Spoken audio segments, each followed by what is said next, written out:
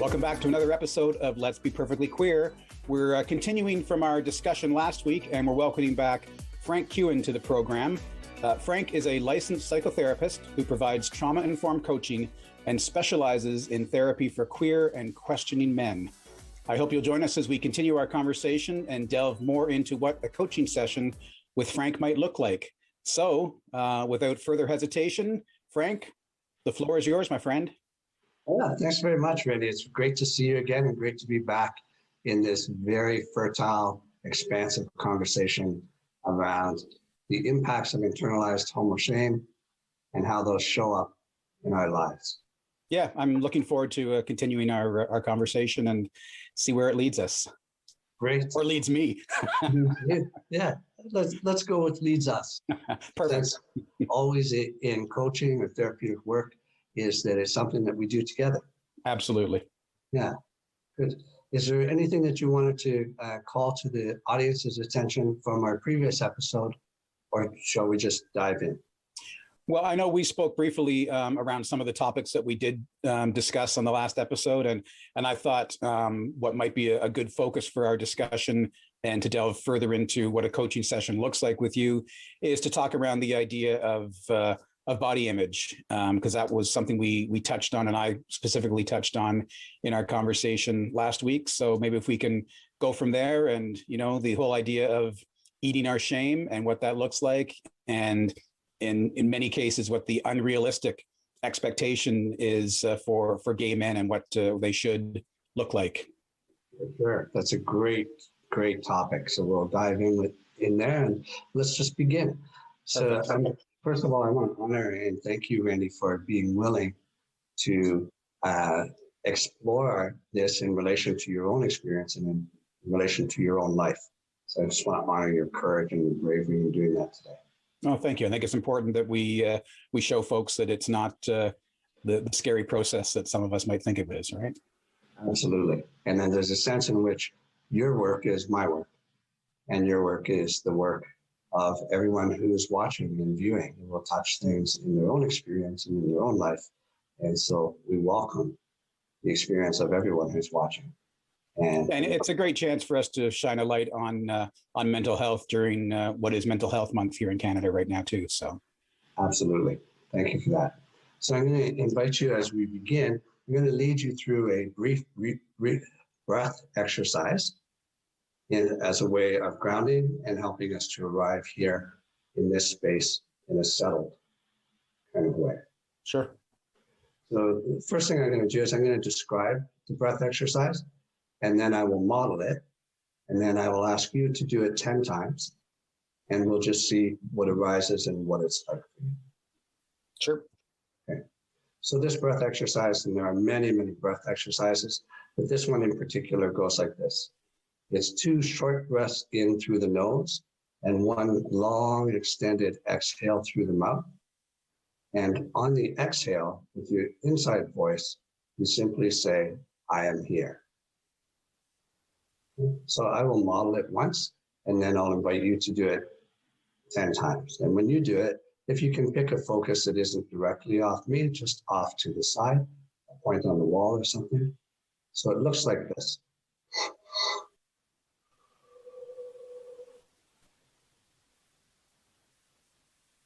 So you'll notice that the exhale is about 3 times as long as the 2 short inhales. And on the exhale, with the internal voice, I am here. Got it. So if you can just do that 10 times.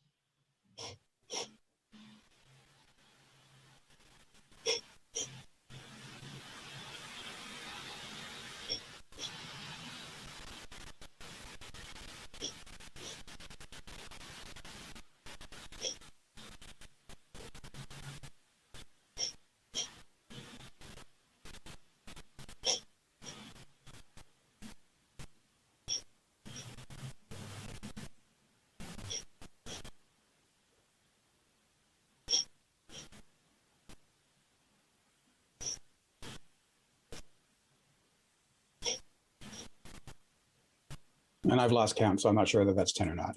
Okay, it's close enough. I think so. For time's sake, we'll say it was 10. We'll say it was 10. And I'm curious, what is it that you notice and experience as you do those breaths?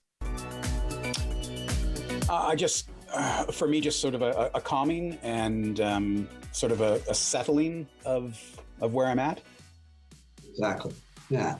When we do that kind of breath, we optimize our intake of oxygen and our most efficient expelling of carbon dioxide. Matching that with the intentional thought, I am here, triggers our nervous system to move into relaxation.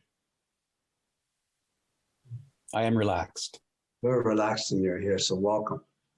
As we approach the whole understanding and image of how we feel in relationship to our own body. So you and I have chatted about this off camera and a little bit on camera this morning. So I invite you at this point to feel into a memory of a time when you were aware of a sense of an awful or unpleasant feeling about your own body image. Oh, yeah. I mean, it goes back to very early days and young. I remember being on a family trip to Niagara Falls, and it's not so much the actual events of being on the trip, but seeing a picture of myself that was taken afterwards. And it's a picture of me. I think we were at Marineland back in the days when Marineland was still open, and I had an ice cream cone in my hand, and all I can see in this picture is this little fat kid with an ice cream cone stuffed in his mouth, and thinking that picture needs to be destroyed and never seen again. And I hesitate. I'm pretty sure that photo was actually destroyed at one point, just because I did not want any evidence of that kid lingering around, not realizing that it constantly is lingering around in my head anyway. Right. So I can destroy the evidence, but it's still very prominent in my mind, and that's the image that I often go back to when I look in the mirror and feel disappointed in how I look. Yeah. So this feeling of disappointment, this feeling of judgment, this rejection of this image of yourself, as you feel into that in this moment, how unpleasant is that feeling on a scale of 1 to 10? Currently, I would put it probably at maybe a 5 max. 5 out of 10. Yeah. So we're going to take this image. This is a great place for us to begin. It's an early experience and an early memory of a sense of shaming of the self and rejection of the self for body image. And we're going to do some work with it in a process called clinical EFT. I'll explain it briefly, then I'll model it. And then using the information that you've given me, we'll work through this memory experience and see what happens. Fair enough. So clinical EFT stands for Clinical Emotional Freedom Technique. And what it does is it takes our best understanding of Eastern energy medicine and our best understanding of Western developmental psychological theory and brings the two of them together in one method. And what we do with clinical EFT is we, rather than rejecting the unpleasant experience, we embrace it. We accept it, we accept the feelings, we accept the judgments, and we allow ourselves to let the emotion, the energy in motion, move through rather than getting stuck in our rejection. Okay. In order to come to a new place. And so one of the ways that we do that is by tapping a variety of acupuncture points along the energy meridian from Eastern medicine. So I'm going to teach you the tapping points. You don't have to remember them because I'm going to guide you through the process Okay. But I just want you to become familiar with them physically before we jump in to reprocessing this. Sure. So the first one is called the karate chop. You can start tapping on the side. It's going to move my microphone out of the way a bit. Okay. Great. Excellent. You want to keep that microphone safe. Oh, yes. You got to be able to hear me. Yeah. So this is the first point. And the second point is right on the crown of the head. And yes, I look a little bit like a monkey. That's all right for our purposes. The next point is where the eyebrow meets the nose. So right there. Perfect. Yes. And then the next point is at the corner of the eyes, you'll feel a little indentation. Okay. There you go. Yes. And then just lightly on the top of the sinus right below the eye. Great. And then just in the middle underneath the nose. Perfect. The next point is in the middle of the chin. Great. And then at the collarbone, if you go in about 1/4 of an inch, you'll feel a slight indentation. Yep. Yep, that's the next point. And then the last point, and again, you don't have to remember these because I'll guide you through the process, is underneath the arms. So if you're doing this at home, it's basically right, follow your nipple right to the outside, and that's the spot. It's tapping lightly there. Got it. All right. We're going to go back to this memory, being in Niagara Falls and Marineland, and this picture of yourself with the ice cream cone. You know, have that picture in your mind. Hold that picture. It's there. Yes, it is. Yes, with all of the feelings, the unpleasant feelings that come with it, the judgments and the thoughts. So we're going to begin and just repeat what I do and repeat what I say. Okay. Even though I have this picture. This picture of me being a young boy. This picture of me being a young boy. Niagara Falls, Marineland with my family. Niagara Falls, Marineland with my family. Ice cream cone in my hand and in my face. Ice cream cone in my hand and in my face. And a part of me thinks. Look at that fat kid. Look at that fat kid. I deeply and completely accept myself. I deeply and completely accept myself. Even though a part of me wants to reject this picture. I feel so disappointed in myself. For being that fat kid with the ice cream cone.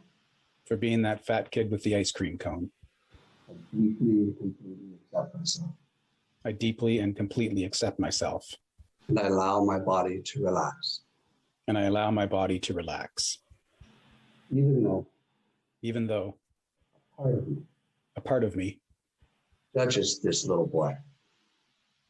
Sorry, I didn't catch that last bit, Frank. Judges this little boy. With the ice cream cone. He says, look at that fat kid. Just look at that fat kid. And I don't want anything to do with him.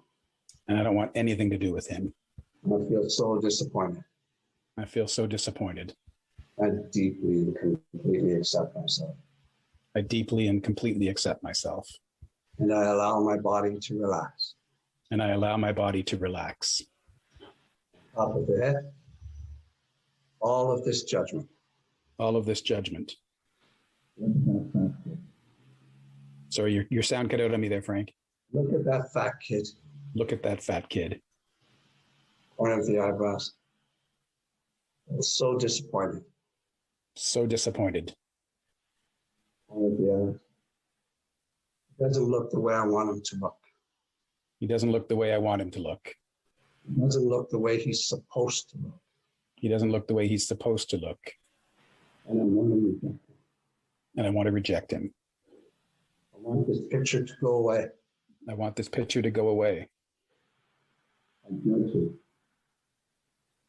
Sorry, I missed that. I judge him, I judge him, and I'm disappointed. and I'm disappointed. Disappointed in this fat kid. Disappointed in this fat kid. Part of me believes he's not the way he's supposed to be. Part of me believes he's not the way he's supposed to be. He's not the way my brothers are. He's not the way my brothers are. He's not the way he thinks he's supposed to look. He's not the way he thinks he's supposed to look. Because he's not the way he thinks he's supposed to look, he's not worthy. Because he's not the way he's supposed to look, he thinks he's not worthy. He's disappointed. He's disappointed. And it feels awful. It feels awful. Reject this little boy. Reject this little boy. And I'm open to the possibility And I'm open to the possibility that this judgment doesn't belong to him, that this judgment doesn't belong to him, that it was given to him that it was given to him by others. by others. We let him know that fat kids don't belong, Who let him know that fat kids don't belong, that they're not enough, that they're not enough, and they're disappointing. and they're disappointing. Disappointing when they don't look like the other boys are supposed to look. Disappointing when they don't look like the other boys are supposed to look. And open to the possibility And open to the possibility that this belief wasn't born with him. that this belief wasn't born with him. It was given to him. It was given to him. It doesn't belong to him. It doesn't belong to him. I'm open to the possibility I'm open to the possibility that this fat boy that this fat boy alone belongs, is enough. is enough, That this fat boy enjoying the ice cream that this fat boy enjoying the ice cream is beautiful is beautiful and free and free and belongs. and belongs. I'm open to the possibility I'm open to the possibility that others might even be touched by his joy and his pleasure in this ice cream. that others might even be touched by his joy and his pleasure in this ice cream.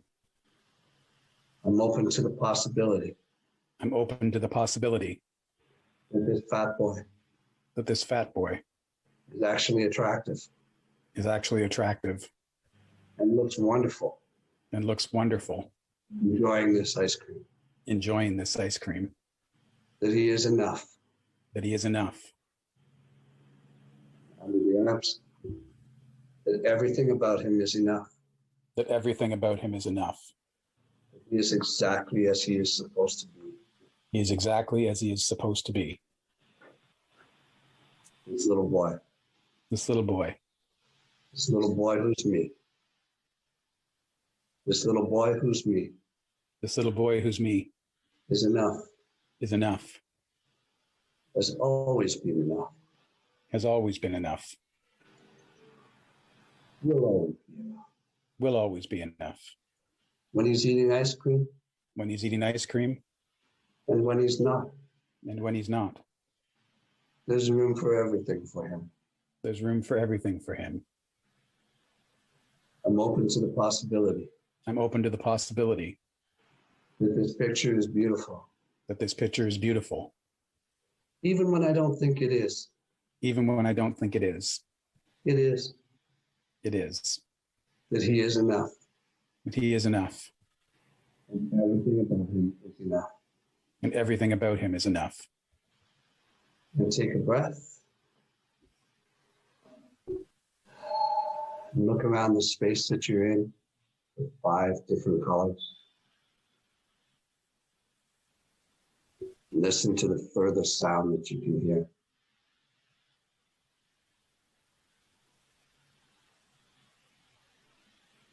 And bring your awareness back to this picture of this little boy in Niagara Falls. Enjoying this ice cream, hearing that. And sense into what this is like for you right now.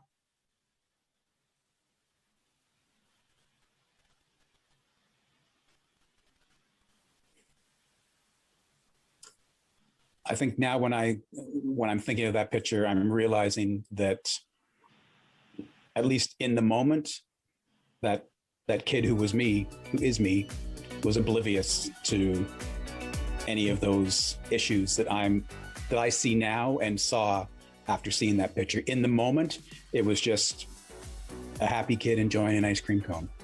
It's a happy kid enjoying an ice cream cone. Yeah. Yeah.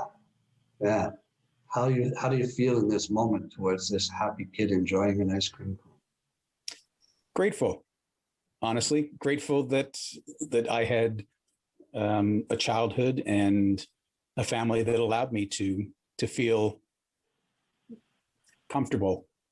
Like I say, I don't think I recognized until much later in my adolescence and as I was getting older, because I would have been probably maybe 10 at the max, 12 when this picture would have been taken. So the idea of body shaming hadn't really cropped into my lexicon at that point. But yeah, grateful that I had a family that allowed me to have that freedom, I guess. Yeah. To be a kid. To be a kid and enjoy an ice cream cone. Yeah. Yeah. And to be beautiful when he's doing it. Yeah, and to feel safe. Despite when I look at that and think, that's not who this kid should be. And when I think of the reasons why I probably ate and still eat the way I do, I was safe in an environment that I knew I wasn't, at least by those who mattered the most, I wasn't being judged. Great. Yes. Take a breath and feel into this awareness, this knowing.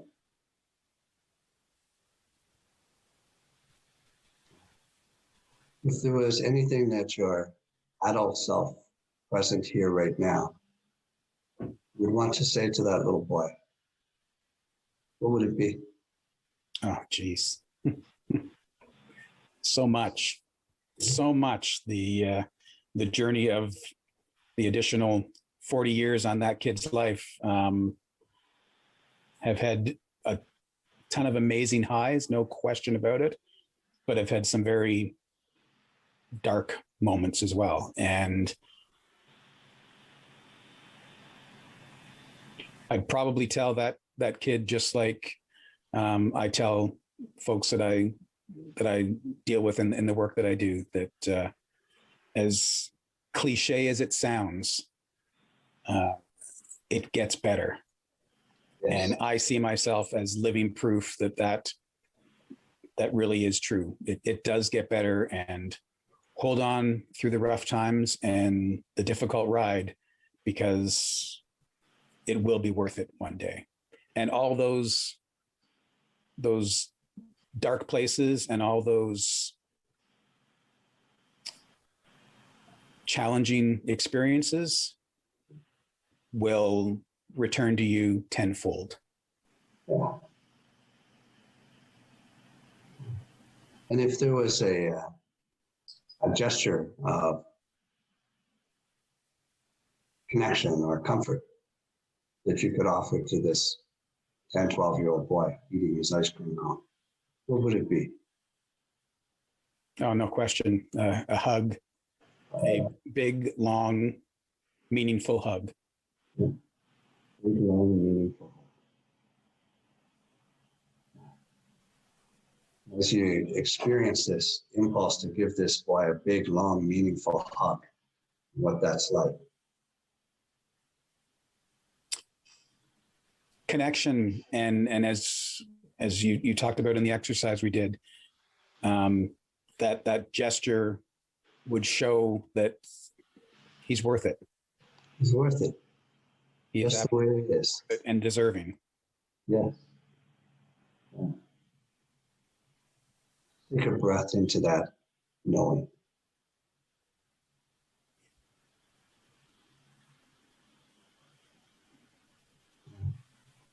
And I'm conscious of our time, so I just want to check in with you, see where we are with our time. I think we're coming pretty close to our end point. Yeah, I mean, I feel great. We are about 3 minutes to the end, which astonishes me because I feel like we've just started. Yes. Yeah.